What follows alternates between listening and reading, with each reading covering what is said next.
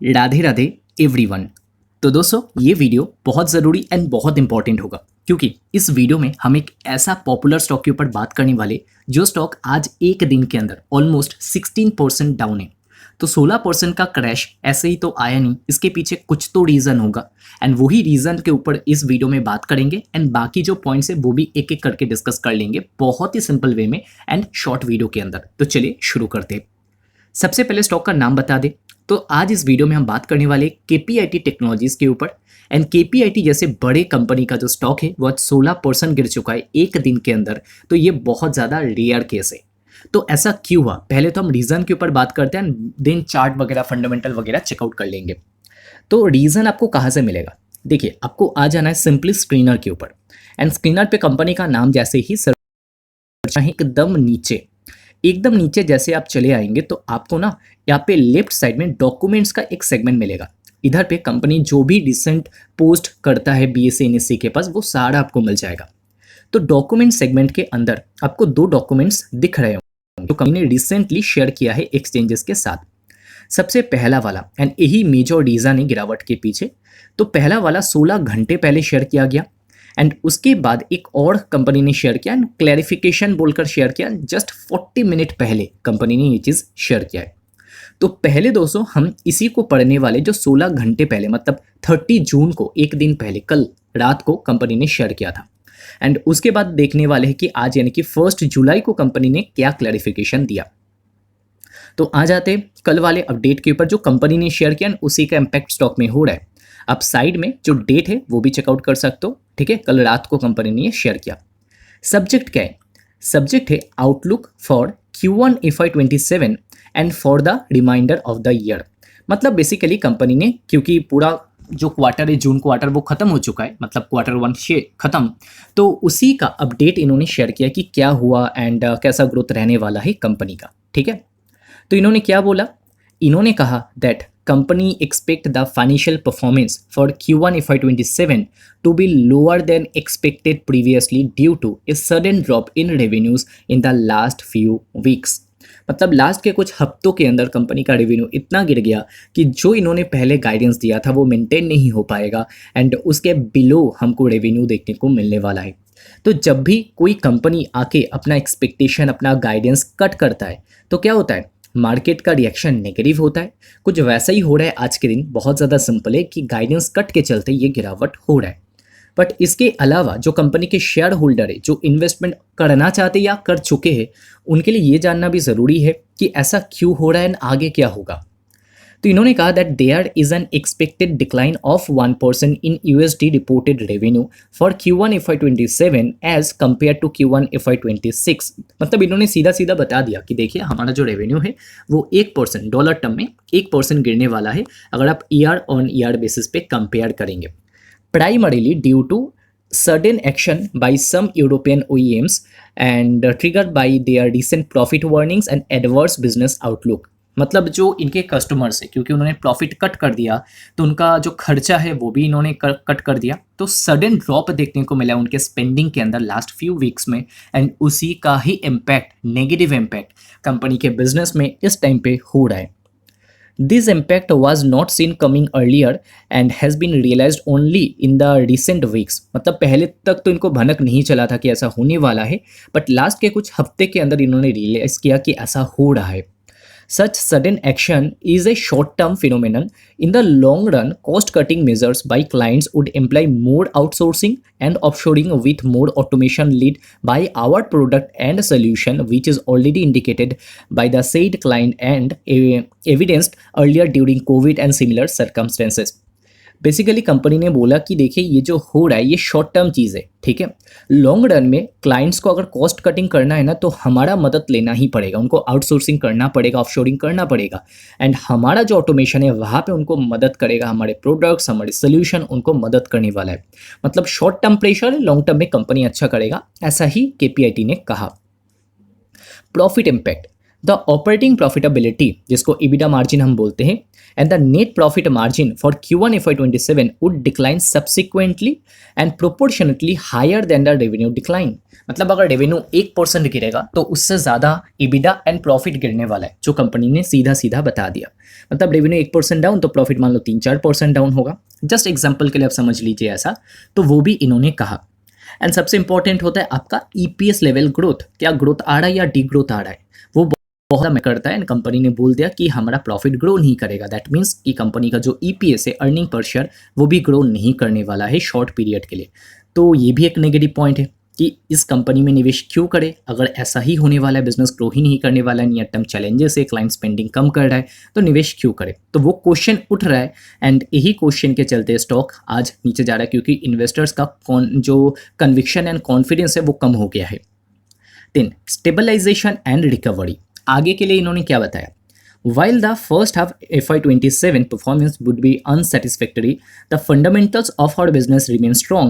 As we had indicated in our communication earlier, there is strong traction in the product and solution business, trucks and off-highway, sub-vertical, US, Korea, India market in passenger vehicles growth is also supported by new client acquisition. In terms of technology domains, autonomous, connected, after-sales and vehicle design and engineering show promising traction. These growth level are supported by a resilient order book and growing pipeline. मतलब आगे के लिए इन्होंने कहा कि देखिए ये first half में ऐसा ऐसा होगा, सेकेंड हाफ से फिर से हम जो है धीरे धीरे करके रिकवर करने वाले हैं। We are executing specific AI lead productivity improvement and cost commitment measures to establish a firm foundation for an upward margin trajectory. In order to realize the growth opportunities, we continue to invest in AI-led product and solution. We are confident in our ability to demonstrate sustainable, profitable growth during the second half of this fiscal with a sound subsequent quarterly growth in Q4 FY27 to a less solid growth from foundation for FY28 and beyond.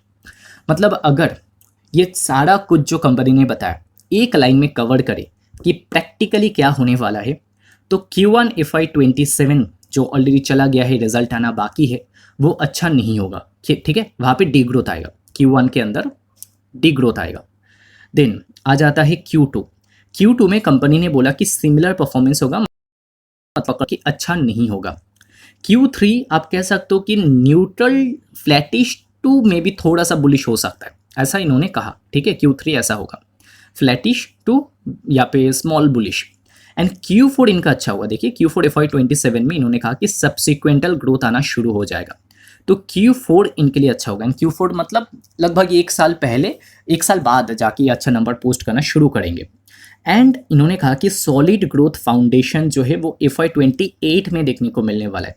तो ये पता होना चाहिए एक investor को कि near term challenge है कि 1-2-3 क्वार्टर शायद कुछ ना हो, एंड उसके बाद Q4 एंड FY28 में जाके हमको धीरे धीरे फिर से ग्रोथ लौटता हुआ देखने को मिल सकता है, जो कंपनी ने बताया।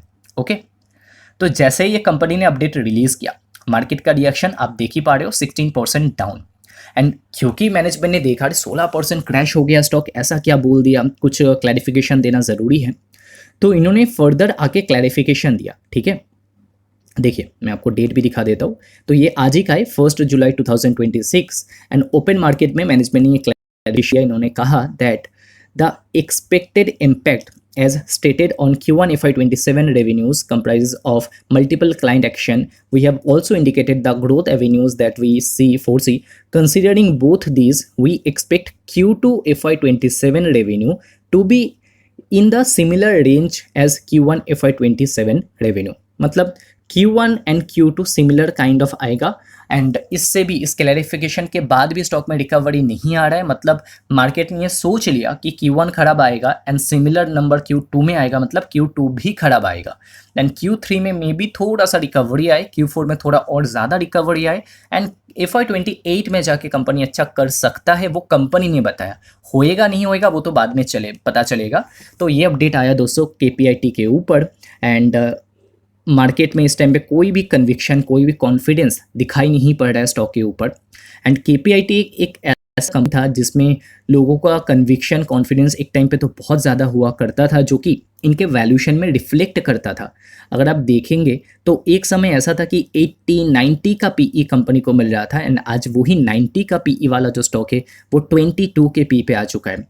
तो मैसिव डी रेटिंग हुआ है, एंड डी रेटिंग कितना खतरनाक होता है उसका एक क्लासिक एग्जांपल बन के रह गया केपीआईटी, क्योंकि इसका हाई देखेंगे एक साल का वो है 1329, एंड स्टॉक अभी हाफ से भी कम हो चुका है, 50% से ज़्यादा क्रैश कर चुका है ये कंपनी का स्टॉक।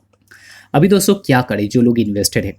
देखिए, मेरे को तो लगता है कि जो कंपनी ने बोला, ठीक है, एंड जो कंपनी का Q1 का रिजल्ट आने वाला है, कहीं ना कहीं पे वो चीज़ पहले से प्राइस्ड इन हो चुका है, मतलब उसका इम्पैक्ट आज हो चुका है। आज तो कंपनी ने रिजल्ट पोस्ट नहीं किया, फिर आज 16% गिर गया स्टॉक ऑलरेडी, मतलब कहीं ना कहीं पे वो चीज़ प्राइस्ड इन हो गया है कंपनी के लिए। एंड इसके बाद बहुत ज़्यादा कुछ नेगेटिव इम्पैक्ट आएगा ऐसा मैं नहीं सोचता हूँ, मतलब जो बहुत खराब होना था ना वो हो चुका है। Market is always future looking, market future देखता है, उसका जो यहाँ पे एक्शन होता है वो अभी से प्राइस इन कर देगा, मतलब फ्यूचर में रिजल्ट खराब आएगा, कंपनी ने बोला कि Q1 अच्छा नहीं आएगा, उसको अभी प्राइस इन कर दिया, सीधा 16% गिरा दिया स्टॉक को, ठीक है। तो ज़्यादातर इम्पैक्ट तो हो ही चुका है रिजल्ट का, ऐसा आप मानकर चल सकते हो। 22 पे आ चुका है पीई रेशो। अभी देखिए, इसका तो कोई गारंटी होता नहीं कि यार 22 पे आ गया इसके बाद पी और नीचे नहीं गिर सकता है, कभी भी कहीं पे भी जा सकता है। पी रेशियो डिपेंड करता है कि कंपनी का फ्यूचर परफॉर्मेंस कैसा होगा, एंड आपको देखना पड़ेगा कि आप क्या बुलिश हो इस कंपनी के बिजनेस के साथ, क्या इनका टेक्नोलॉजी आगे गाड़ियों में यूज़ होगा या नहीं। केपीआईटी अच्छा कंपनी है, गाड़ियों में तो इनका टेक्नोलॉजी यूज़ होगा, बट अभी कस्टमर लोग ही अच्छे नहीं कर रहे तो केपीआईटी अच्छा कैसे करेगा। शेयर होल्डिंग पैटर्न में देखें तो बहुत ज़्यादा कुछ नेगेटिविटी आपको दिखेगा नहीं, क्योंकि प्रोमोटर ने ज़्यादा चेंजेस नहीं किया। जो एफ इन्होंने थोड़ा सा बेचा तो डीएस ने थोड़ा खरीदा था मार्च में, एंड पब्लिक के पास 22% का स्टेक है, ठीक है।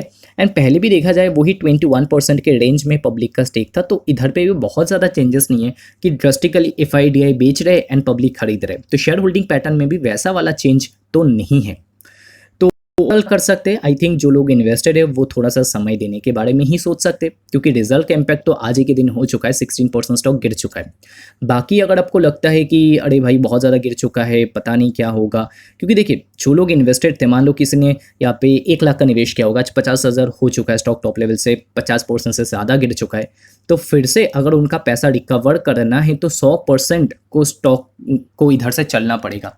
एंड अभी इधर से केपीआईटी 100% रिटर्न दे एंड फिर से 1000 तक जाए, उसके लिए टाइम तो लगेगा, इतना जल्दी नहीं होने वाला है, क्योंकि हमने देखा कि नंबर अच्छा आना शुरू होगा FY28 से, उसके बाद धीरे धीरे करके ग्रोथ आएगा, तब भी कितना ग्रोथ आएगा पता नहीं, 10%, 15, 20, 25 कितना आएगा पता नहीं, मतलब 100% इधर से रिटर्न देना वो थोड़ा सा डिफिकल्ट है। अगर आपको लगता है कि दूसरा कोई कंपनी है जो 100% रिटर्न दे सकता है, एटलीस्ट 70% भी रिटर्न दे सकता है, तो आप वहाँ पे भी थोड़ा पैसा शिफ्ट करने के बारे में सोच सकते हो। ये देखिए प्रैक्टिकल डिस्कशन है, ठीक है, खुद का पैसा डिसीजन खुद को ही लेना चाहिए कि क्या सही लग रहा है क्या गलत लग रहा है, क्योंकि इसका कोई एग्जैक्ट आंसर होता नहीं, ऐसे टाइम पे कोई दे नहीं सकता, बता नहीं सकता।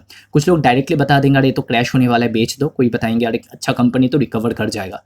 बट अगर प्रैक्टिकली हम सोचे कि स्टॉक इतना गिर चुका है, पूरा रिकवरी आने में टाइम लगने वाला है, इतना जल्दी रिकवरी नहीं आएगा, क्योंकि बिजनेस में ग्रोथ नहीं, ग्रोथ ही अर्निंग ग्रोथ ही तो आपका जो स्टॉक है उसको ऊपर लेकर जाता है, ग्रोथ नहीं है इस टाइम पे। एंड कंपनी ने नियर टर्म भी बता दिया, पता नहीं फिर से ग्रोथ कब लौट के आएगा एंड जो कस्टमर लोग हैं कब बुलिश होंगे। तो अगर आपको लग रहा है कि हाँ दूसरा कंपनी अवेलेबल है, सेम वैल्यूएशन पे अवेलेबल है, वहाँ पे री-रेटिंग हो सकता है, अर्निंग में ग्रोथ आ रहा है, तो आप दूसरे कंपनी में शिफ्ट कर सकते हो, ठीक है।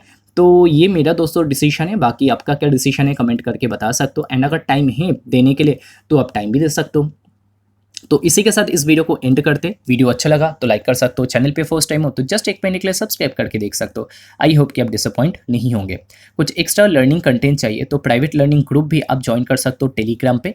कैसे ज्वाइन करना है नहीं पता, या तो कमेंट करके पूछे, या तो आप जो है यूट्यूब कम्युनिटी पोस्ट चेक कर सकते हो, या सबसे अच्छा रहेगा कि मेन टेलीग्राम ग्रुप को ही ज्वाइन कर लीजिए, जिसका लिंक डिस्क्रिप्शन में है। एंड उस ग्रुप के पिन पोस्ट में एकदम ऊपर हमने दे रखा है कि प्राइवेट लर्निंग ग्रुप आप कैसे ज्वाइन कर सकते हो, ठीक है।